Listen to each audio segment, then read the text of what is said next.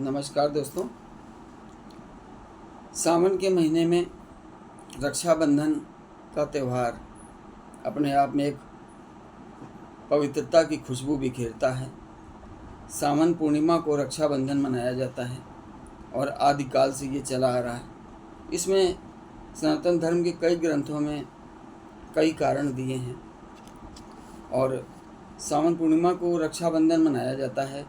आदिकाल से ये पवित्र बंधन भाई बहन का अटूट बंधन, भावनाओं से जुड़ा हुआ, दुआओं के मोतियों से सजाया हुआ और प्रेम के धागों में पिरोया हुआ प्यार रक्षाबंधन का पर्व कहलाता है। इस दिन की तैयारी में बहनें हाथों में मेहंदी लगाकर नए नए वस्त्रों को पहनकर सज संवार कर मायके जाती हैं और रक्षाबंधन का अर्थ ही यही है कि बहनों ने अपने भाइयों से गुहार की कि वे उनकी रक्षा करें हर बहन के जीवन में, क्योंकि वो घर से जब विदा होकर के दूसरे घर में जाती है तो वहाँ के वातावरण में कई तरीके के उतार चढ़ाव आते हैं।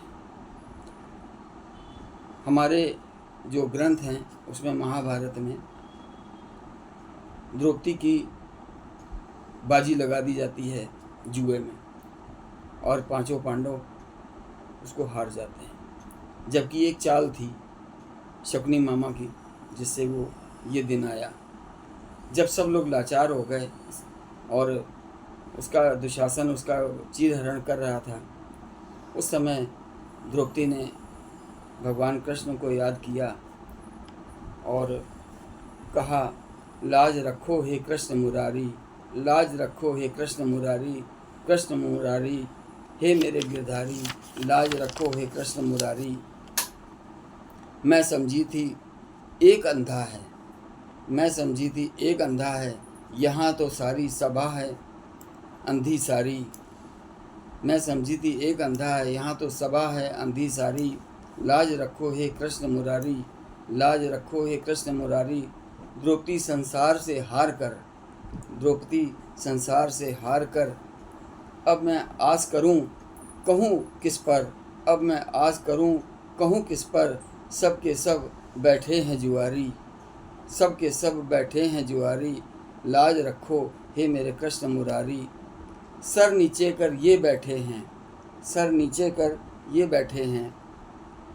कोई रहा ना गांडीव धारी, कोई रहा ना गांडीव धारी। लाज रखो हे कृष्ण मुरारी, लाज रखो हे कृष्ण मुरारी। खींच रहा है लाज की सारी, लाज रखो हे कृष्ण मुरारी। खींच रहा है लाज की सारी, लाज रखो हे कृष्ण मुरारी। बाबा भी उफ चुप क्यों बैठे हैं, बाबा शकुनी जी की, बाबा भी उफ चुप क्यों बैठे हैं। पता नहीं क्या उनको मेरी लाचारी, पता नहीं क्या उनको मेरी लाचारी। लाज रखो हे कृष्ण मुरारी, लाज रखो हे कृष्ण मुरारी। जिस समय युधिष्ठिर जी का राज तिलक होने जा रहा था, उसी दिन भगवान कृष्ण ने अपने सुदर्शन चक्र से उसको क्या कहते हैं, सुदर्शन चक्र से, हाँ, सुदर्शन चक्र छोड़ा और जिसने भी उनको दुख दिया था, सारी सृष्टि का जो मालिक है उसको दुख दिया था, उस सुदर्शन चक्र उसकी गर्दन काट करके जब वापस उनकी उंगली में आता है, शिशुपाल की गर्दन कटती है, जब वापस आता है तो उनकी उंगली में से खून का निकलना शुरू हो जाता है, रक्तस्राव हो जाता है। उस समय द्रौपदी ने अपनी साड़ी का पल्लू फाड़ा और उनकी उंगली में लपेटा। उस समय भगवान कृष्ण ने कहा था, बहन ये तुम्हारा ऋण कभी जीवन में ऐसा समय आएगा तो मैं चुकाऊंगा। आज वो दिन आ गया था जिस समय दुशासन चीरहरण कर रहा था।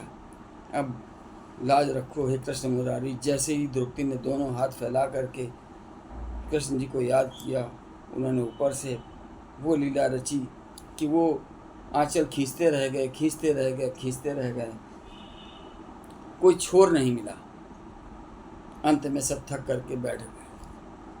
तो ये तो सच घटना है इसलिए आज तक गाई जाती है, बताई जाती है, और भी कई ग्रंथों में कई कारण हैं।